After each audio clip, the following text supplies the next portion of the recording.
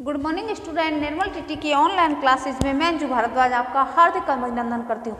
बच्चों, हम संस्कृत, हिंदी, अंग्रेजी भाषाओं की संरचनाओं में अंतर आपको पढ़ा रहे हैं। इससे पहले हमने आपको इसी के अंतर्गत लिंग के बारे में बतलाया है कि संस्कृत में लिंग कितने होते हैं? 3 होते हैं। कौन कौन से? पुल्लिंग, स्त्रीलिंग और नपुंसक लिंग।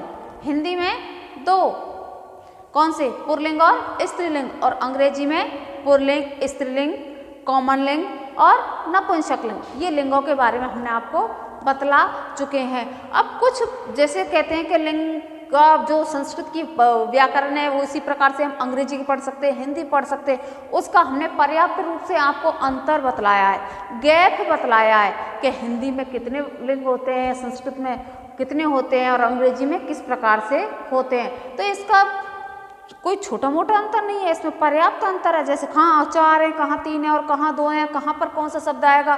जैसे पुल्लिंग का हिंदी में जो पुल्लिंग में वो संस्कृत में क्या है? स्त्रीलिंग में भी हो सकता है। हिंदी का जो नपुंसक लिंग उसमें संस्कृत का जो नपुंसक लिंग है हिंदी में वो क्या चीज़ है? पुल्लिंग के अंतर्गत आ रही है। तो ये सारी चीज़ें क्या हैं? हमको लिंगों के आधार पर सोच समझ के अच्छी तरह देखते हुए हमें पढ़ाई करनी चाहिए। अब उसके बाद हम पढ़ रहे हैं आपको वचन। अब वचनों के आधार पर भी हिंदी, संस्कृत और अंग्रेजी में पर्याप्त अंतर दिखलाई देता है कि संस्कृत में कितने वचन बतलाए गए हैं? 3, एक वचन, द्विवचन और बहुवचन। कौन से? एक वचन, द्विवचन और बहुवचन। जैसे एक वचन एक के लिए, ये एक के लिए प्रयोग होता है। द्विवचन एक से अधिक अर्थात 2 के लिए प्रयोग होता है। उसी प्रकार से बहुवचन 2 से अधिक, 2 से अधिक के लिए किसका प्रयोग किया जाता है? द्विवचन का, बहुवचन का। इसमें अनेकार्थक या अनेक वचनों का प्रयोग नहीं किया जाता है। इसमें संस्कृत में अनेक वचनों की जगह किसका प्रयोग करते हैं? हम बहुवचन का प्रयोग करते हैं। किसी वस्तु पदार्थ जो एक के लिए की गई है वो एक वचन में, और जो 2 के लिए प्रयोग में किया गया है वो द्विवचन के लिए, और 2 से अधिक के लिए प्रयोग में किया गया है वो हो जाएगा आपको बहुवचन के लिए। जैसे राम है, रामऊ, रामा, एक राम, 2 राम और बहुत सारे, रमा, रमे, रमा, लता, लते, लता। कोई भी जैसे शब्द ले लीजिए या कोई और वाक्य ले लीजिए, उसके अनुसार जो एक वचन की है वो एक में आएगी, द्विवचन की है 2 में आएगी, और बहुवचन की है वो बहुवचन के अंतर्गत आएगी। उसी प्रकार से हिंदी में आपको देखें वचनों में, तो हिंदी में 2 प्रकार के वचन बतलाए गए हैं। कितने प्रकार के? 2 प्रकार के, एक वचन और बहुवचन। कौन कौन से?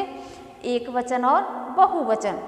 एक वचन में हमने आपको लिख दी इसमें, जैसे पुस्तक, क्या? पुस्तक, कुर्सी, माला, पत्ता, कमरा और तिथि। ये सारे हो गए कौन सी? हमारी एक वचन के अंतर्गत। उसी प्रकार से बहुवचन के अंतर्गत हैं, क्या बोलेंगे हम? पुस्तकें। एक पुस्तक हो गई ये तो, और ये हो गई बहुवचन, बहुत सारी पुस्तकें। वाक्य में बोलने में डिफरेंस आ गया ना शब्दों में। हाँ, तो पुस्तक और पुस्तकें, बहुत सारी पुस्तकें। कुर्सी, एक कुर्सी, कुर्सी, कुर्सियाँ, बहुत सारी कुर्सियाँ। माला, मालाएं, बहुत सारी मालाएं। पत्ता, एक पत्ते के लिए, पत्ते, बहुत सारे पत्ते। कमरा, कमरे, बहुत सारे कमरे। और तिथि, तिथियाँ, तो बहुत सारी तिथियाँ। तो हिंदी में कितने वचन होते हैं? 2 वचन, एक वचन और बहुवचन। और संस्कृत में 3, एक वचन, द्विवचन और बहुवचन। उसी प्रकार से अंग्रेजी में भी 2 वचन होते हैं। कौन कौन से? एक वचन और बहुवचन, अर्थात सिंगुलर और प्लूरल। अंग्रेजी में भी 2 प्रकार से होते हैं वचन। कितने प्रकार के होते हैं? 2, एक वचन और बहुवचन, सिंगुलर और प्लूरल। इनके भी 2 वचन होते हैं। हिंदी और अंग्रेजी दोनों एक जैसी होती है। जैसे एक वचन में आ जाएगा book, chair, book, chair, book, chair, table, book, chair, table, pen, table, pen, pencil, book हो गई, चेयर हो गई, टेबल, बुक एक वचन, टेबल, चेयर, पेन और पेंसिल, ये किसके अंतर्गत आती है? सिंगुलर और प्लूरल। उसी प्रकार से बहुवचन के अंतर्गत बुक्स, चेयर्स, टेबल्स, पेन्स और पेंसिल। बुक्स बहुत सारी बुक्स, चेयर्स, टेबल्स, पेन्स और पेंसिल्स, ये बहुवचन के अंतर्गत आती हैं। तो संस्कृत में और हिंदी अंग्रेजी में वचनों के अंतर पर भी काफ़ी अंतर बतलाया गया है इनकी संरचनाओं में। संस्कृत में 3 बतलाए हैं, एक वचन, द्विवचन और बहुवचन। हिंदी में 2, एक वचन और द्विवचन, और अंग्रेजी में एक वचन और द्विवचन। संस्कृत में संज्ञा, सर्वनाम एवं विशेषण शब्दों का प्रयोग तीनों वचनों में होता है। संस्कृत में है वह संज्ञा, सर्वनाम और जो वचन है उनका तीनों में प्रयोग होता है। किस किस में? संस्कृत में सर्वनाम, संज्ञा और विशेषण शब्दों का प्रयोग तीनों वचनों में होता है। जैसे इसके हटा देते हैं हम, संज्ञा के अर्थ में बतलाते हैं हम आपको। वृक्ष है, वृक्ष है, ये किस में हो गई? संज्ञा के। वृक्ष है, वृक्षौ,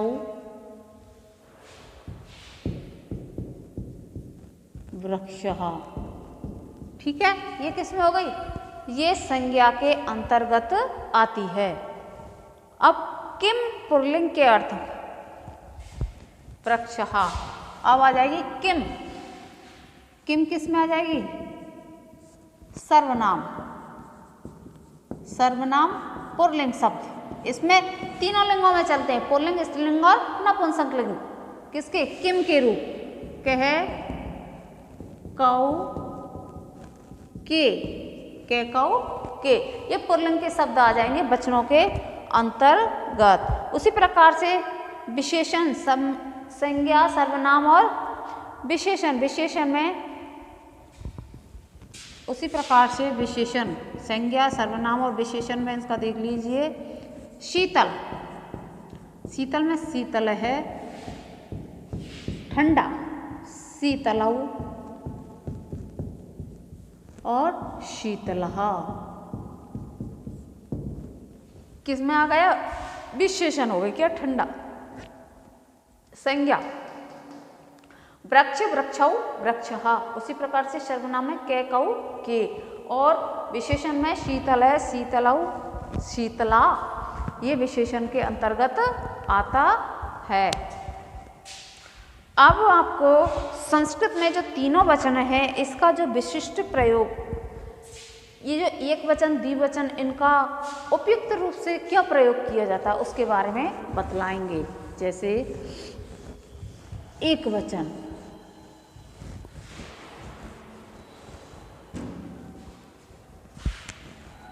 एक वचन, एक वचन। संस्कृत में एक वचन का प्रयोग, संस्कृत में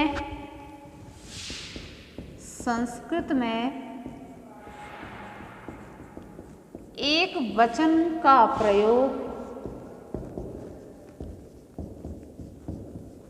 संस्कृत में एक वचन का प्रयोग या उपयोग, एक वचन का उपयोग वर्गवाचक रूप में भी, एक वचन का प्रयोग या उपयोग वर्गवाचक रूप में भी किया जाता है। संस्कृत में एक वचन का प्रयोग वर्गवाचक रूप में भी किया जाता है। किया जाता है। जैसे जैसे उदाहरण बतलाते हैं, ब्राह्मण है, पूज्य है अथवा सिंह है, बलिष्ठ है। ब्राह्मण है, ब्राह्मण है, पूज्य है अथवा सिंह है, बलिष्ठ है।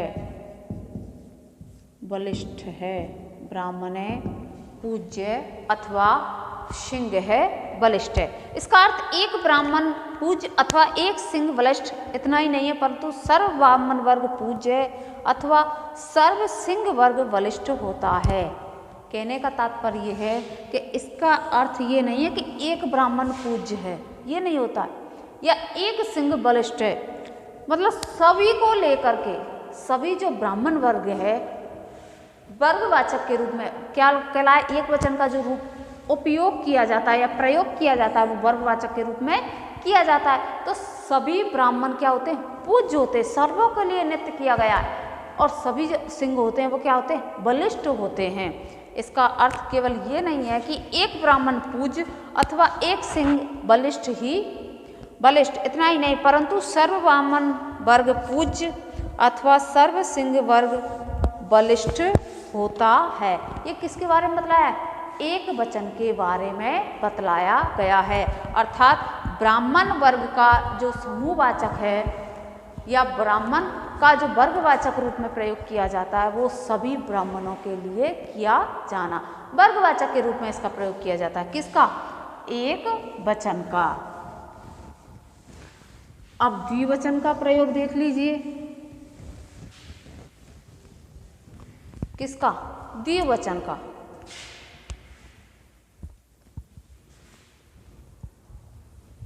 द्विवचन संस्कृत में कतिपय या कुछ शब्दों का,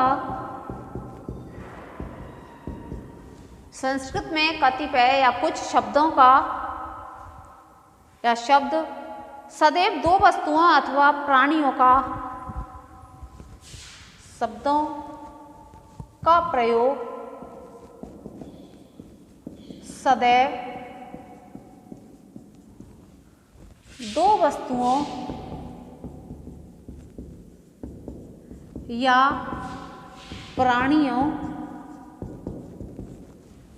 दो वस्तुओं या प्राणियों का बोध कराते हैं। वस्तुओं या प्राणियों का बोध कराते हैं। मैंने आपको बताया उदाहरण में पितरऊ, ऐसे दंपत्ति, जमपत्ति, जैसे दंपत्ति क्या हो गया, दंपत्ति, पितरऊ। अब दंपत्ति यानी पति और पत्नी, माता और पिता, माता पिता, ये दो वस्तुओं या प्राणियों का बोध कराना। कुछ शब्दों का सदैव दो वस्तुओं या प्राणियों का बोध कराते हैं, जैसे धावी भूमि और आकाश। इसी प्रकार से जोड़ों के अर्थ में भी द्वयम, द्वितीयम, युगम, इसमें जोड़ों के अर्थ में भी, किसमें, जोड़ा कहते हैं, जुगल जोड़ी, जोड़ा। द्वियम, द्वितीयम, द्वियगमम, इनका भी बोध कराते हैं। किसका, जोड़ों के अर्थ में भी यह बोध कराते हैं। कौन,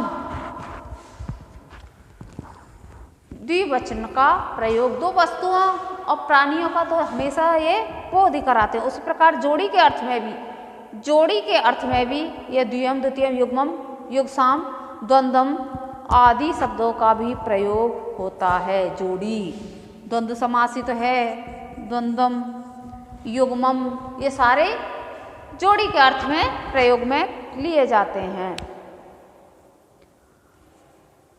परंतु इनका प्रयोग संस्कृत में एक वचन में होता है। इसी प्रकार जोड़ी के अर्थ में द्वयम, द्वितीयम, युग्मम, युग्साम, द्वंद्वम प्रयुक्त होते हैं, जो और अर्थ से दो वस्तुओं का बोध होता है, परंतु संस्कृत में इनका एक वचन में अर्थ होते हैं। एक वचन में, किसमें? एक वचन में। वैसे इनका जोड़ी के अर्थ में दो अर्थ, दो के रूप में प्रयोग होता है।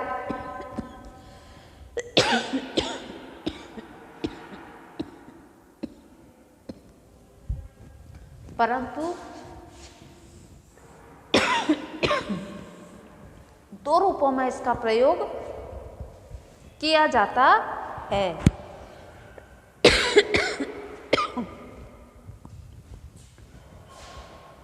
द्विवचन का दो वस्तुओं और प्राणियों के बोध कराते हैं। अब हम आपको बतलाएंगे बहुवचन।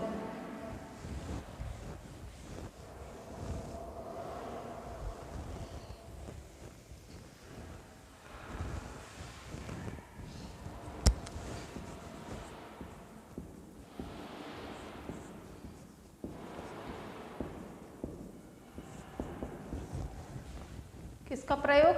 बहुवचन। संस्कृत में स्थलानी शब्द रूप का उपयोग कई स्थान के अर्थ में किया जाता है। संस्कृत में स्थलानी, अब बहुवचन का एक वचन में एक का रूप, जैसे सर्व के लिए बतलाया आपको, ब्राह्मण है पूज्य, सिंह है बलिष्ठ है, तो वो ऐसे थोड़ी कहेंगे कि एक ब्राह्मण पूज्य है, तो एक के लिए नहीं, सर्व वर्गवाचक के लिए प्रयोग में किया जाता। उसमें द्विवचन में दो वस्तुओं के या बोध, प्राणियों का बोध कराना, ये द्विवचन के अर्थ में आ जाता है। उसमें द्विअंगमम, युग्मम, युग्साम, द्वंद्वम, ये द्विवचन के तो जरूर लगते हैं, परंतु उनका प्रयोग कहाँ होता है? एक वचन के रूप में किया जाता है। अर्थ तो दो के रूप में लगते हैं, पर प्रयोग कहाँ किया जाता है? एक वचन में। उसी प्रकार से जो बहुवचन है वो दो से अधिक के लिए प्रयोग में लिए जाते हैं। जैसे संस्कृत में स्थलानी शब्द रूप का, संस्कृत में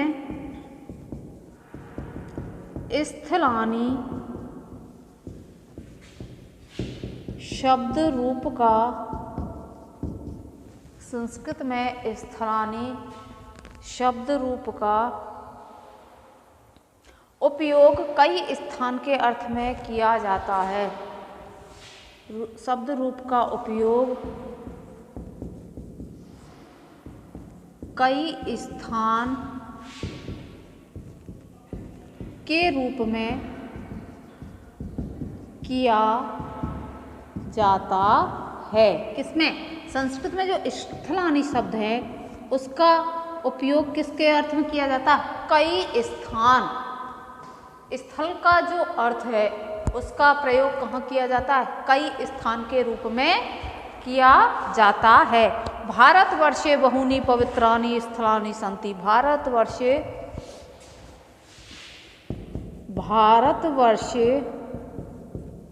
बहूनि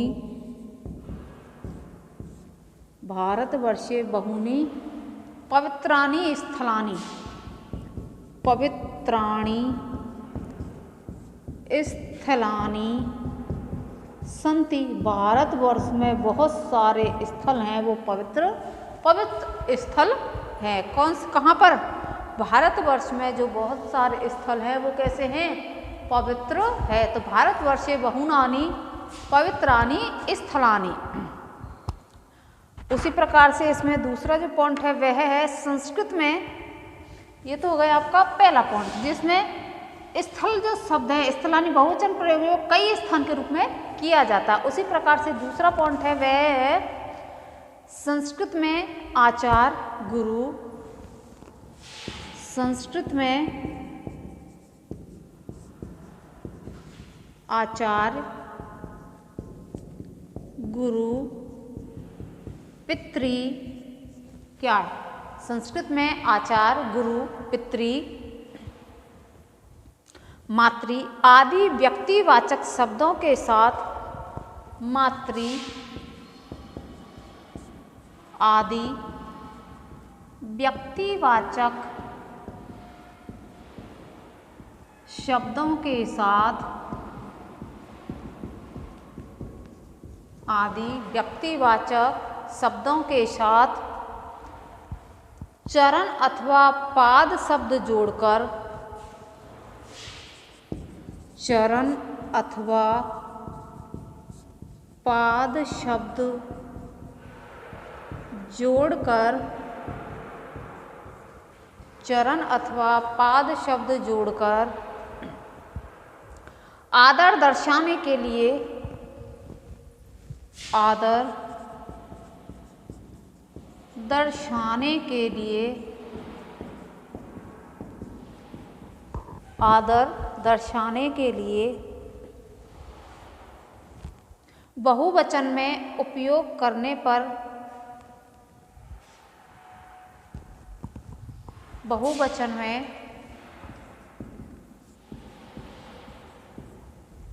प्रयोग किया जाता है या प्रघात किया जाता है। क्या कह रहा है पॉइंट? संस्कृत में आचार्य, गुरु, पितृ, मातृ आदि जो व्यक्तिवाचक शब्द है, व्यक्तिवाचक शब्दों के साथ चरण अथवा पाद शब्द जोड़कर, कौन कौन से? चरण और पाद, आचार्य, गुरु, मातृ, पितृ व्यक्तिवाचक शब्द, आदर दर्शाने के लिए बहुवचन का प्रयोग या प्रघात किया जाता है। जैसे आचार्य पादा, गुरु चरणा,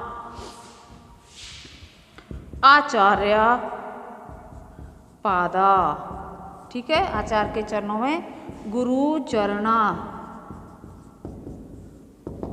ये बहुवचन के लिए प्रयुक्त में की जाने वाली व्यक्तिवाचक शब्दों का प्रयोग किया जाता है। बहुवचन में संस्कृत में आचार्य, गुरु, पितृ, मातृ व्यक्तिवाचक शब्दों के साथ चरण अथवा पाद शब्द जोड़कर आदर दर्शाने के लिए बहुवचन का प्रयोग किया जाता है। क्या दर्शाने के लिए? आदर दर्शाने के लिए बहुवचन का प्रयोग किया जाता है। पहला तो बहुत सारे स्थल, स्थलानि शब्द का प्रयोग कई स्थानों के रूप में लिया जाता है। जैसे भारतवर्षे बहुनि स्थलानि पर्वतानि सन्ति, भारतवर्ष में बहुत सारे जो स्थल है वो पवित्रानि है, पवित्र है।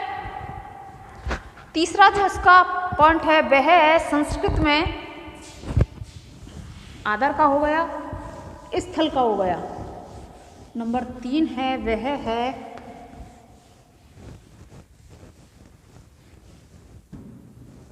संस्कृत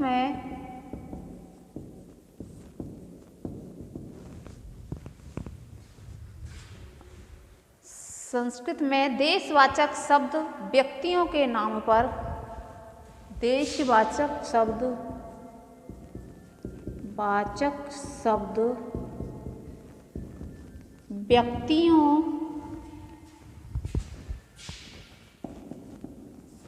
के लिए, संस्कृत में देशवाचक शब्द व्यक्तियों के नाम पर लिए जाने के कारण, व्यक्तियों के नाम पर लिए जाने, व्यक्तियों के नाम पर लिए जाने के कारण बहुवचन में प्रयुक्त में होते हैं। लिए जाने पर बहुवचन में प्रयुक्त होते हैं। संस्कृत में जो देशवाचक शब्द हैं वो व्यक्तियों के नाम पर लिए जाने पर बहुवचन में प्रयुक्त किए जाते हैं। जैसे मगधा, विदर्भा, कौन सा? मगधा, विदर्भा, कलिंगा। देशवाचक शब्द व्यक्तियों के नाम पर लिए जाते हैं, कलिंगा आदि। हिंदी में मगध आदि शब्द एक वचन में होते हैं। हिंदी में जो मगध हैं वो कौन से वचन में है? ये एक वचन में और संस्कृत में ये बहुवचन में। तो यहाँ पर भी काफ़ी सारा आपको अंतर देखने को मिल जाता है। हिंदी में एक वचन और संस्कृत में बहुवचन का प्रयोग किया जाना। तो देशवाचक शब्द एवं व्यक्तियों के नाम पर लिए जाने पर बहुवचन शब्द का प्रयोग किया जाना। अगला जो इसका पॉइंट है वह है संस्कृत में आप। संस्कृत में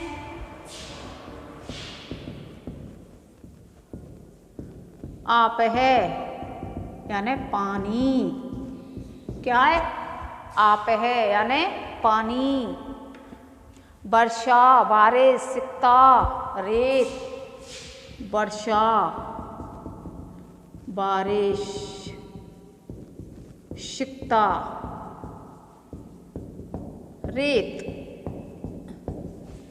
आप है पानी, वर्षा, बारिश, सिक्ता, रेत। अक्षता अखंड, चावल। प्राणा प्राण, कहते हैं ना अक्षत लाना, अक्षता अखंड चावल अर्थात जो खंडित ना हो, अर्थात टूटा हुआ ना हो, टुकड़ा किए ना हो, केवल अखंड हो गए। उसी प्रकार से आप है, वर्षा, शिक्षा, अक्षता और प्राणा आदि का सदैव प्राणः यानी प्राण आदि का सदैव हमेशा बहुवचन में प्रयोग किए जाते हैं। ये जो शब्द है वो हमेशा, परंतु हिंदी में वर्षा प्राण शब्द एक वचन में होते हैं। वर्षा और प्राण एक वचन में।